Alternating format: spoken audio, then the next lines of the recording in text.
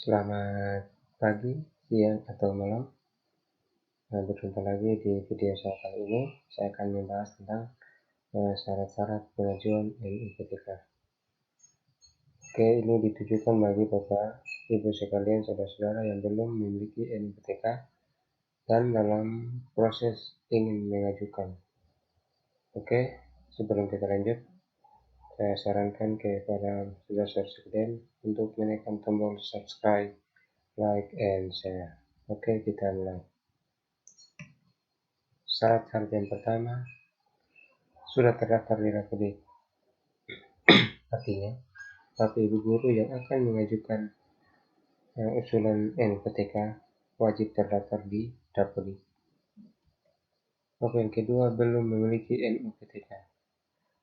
Ini maksudnya ditujukan kepada Bapak Ibu guru yang sudah memiliki NIPTK, tidak bisa lagi mengajukan permohonan NIPTK yang baru. Misalnya, Bapak Ibu guru berpindah ke sekolah yang lain, maka NIPTK tersebut akan ikut juga bersama berkas-berkas yang lain ketika Bapak Ibu guru pindah. Begitu maksudnya. Yang ketiga, bertugas di satuan pendidikan yang memiliki NPSN. Oke, NPSN ini adalah nomor pokok sekolah nasional. Jadi nomor ini adalah nomor unik yang membedakan antara sekolah yang satu dengan sekolah yang lain. Oke, nomor 4, memiliki KTP. Jadi Bapak Ibu guru wajib mempunyai KTP. Untuk yang tidak punya KTP bisa menggunakan surat keterangan KTP sementara. Yang kelima, memiliki ijazah SD, SMP, SMA, dan S1 atau D4. Itu wajib. Kemudian khusus untuk ijazah SD, SMP, dan SMA itu wajib beserta daftar nilainya. Sedangkan untuk S1 atau D4 transkrip nilainya tidak perlu. Kemudian yang keenam itu untuk PNS dan CPNS itu melampirkan 2 SK, yaitu SK pengangkatan sebagai CPNS atau PNS, dan yang kedua SK penugasan dari Dinas Pendidikan.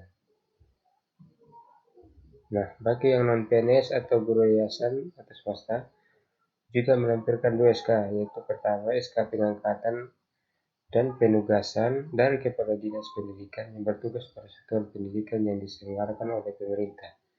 Itu untuk yang non-PNS. Kemudian bagi yang guru yayasan, itu SK pengangkatan dan penempatannya itu dari ketua yayasan. Kemudian bagi yang non-PNS juga itu telah bertugas paling sedikit 2 tahun berturut-turut. Artinya Bapak Ibu guru sudah mengajar atau mengabdi di sekolah sebanyak 2 tahun berturut-turut ya. Kemudian untuk Bapak Ibu sekalian yang memiliki SK kolektif itu wajib dilegis bahasa ya. Setelah dilegis, di-scan, kemudian ditandai namanya supaya gampang dilihat namanya. Oke, next. Langkah selanjutnya.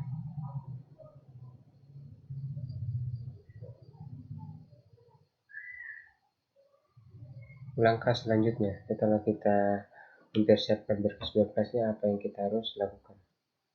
Yang pertama, kita scan semua berkasnya dalam bentuk PDF. Jadi nanti ada berkas-berkasnya yang saya tunjukkan yang akan di-scan dalam bentuk PDF. Kemudian kita lihat berkas-berkas apa saja yang di-scan. Yang pertama, KTP atau surat keterangan sementara, surat keterangan KTP sementara.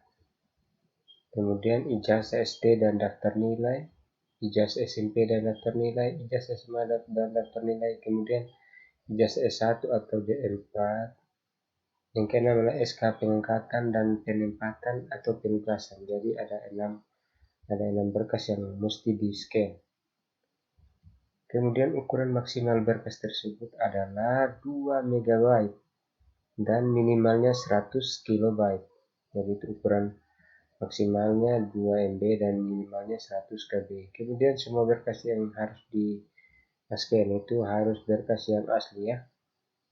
harus berkas yang asli. Kecuali SK ini bisa di Regis ya. Kalau KTP itu yang asli juga, semuanya yang asli.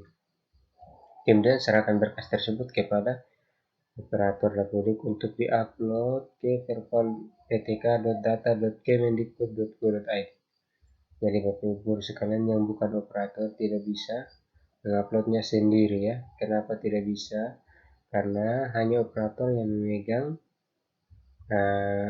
username dan password yang sudah didaftarkan di PDSK. Begitu Bapak Ibu ya. Oke, next. Nah, ini contoh unggahan yang dilakukan oleh operator.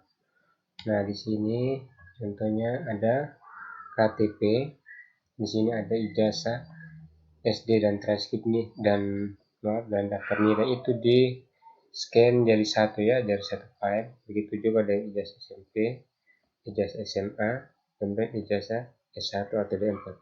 Dan juga SK pengangkatan dan penempatan itu di scan menjadi satu file PDF ya. Jadi ada 6 berkas tadi ya. Setelah itu operator akan menekan tombol OK di sini ya. Setelah diajukan, nah ini proses pengajuan awal.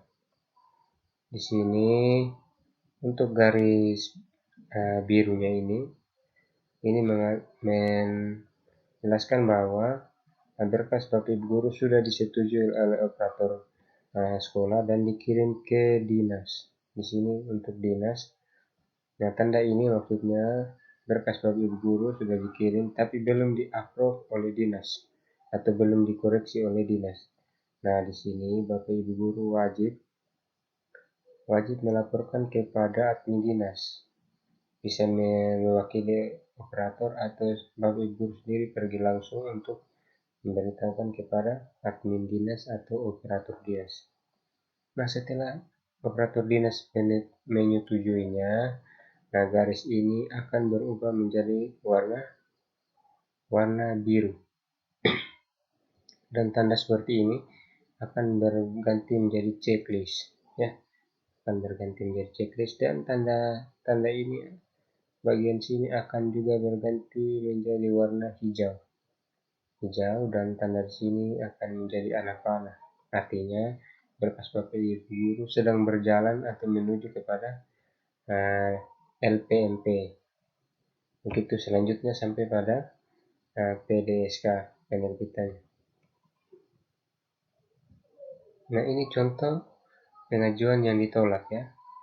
Nah, kalau ditolak Bapak Ibu guru, berdasarkan pengalaman saya untuk yang ditolak di bagian dinas ini, maka berkas Bapak Ibu guru itu di-upload ulang semuanya atau di berkasnya dikirim ulang semuanya oleh operator ya. Jadi di sini Bapak Ibu guru wajib meminta tolong kepada operator untuk selalu mengecek ya sejauh mana pengajuannya, apakah diterima atau ditolak ya.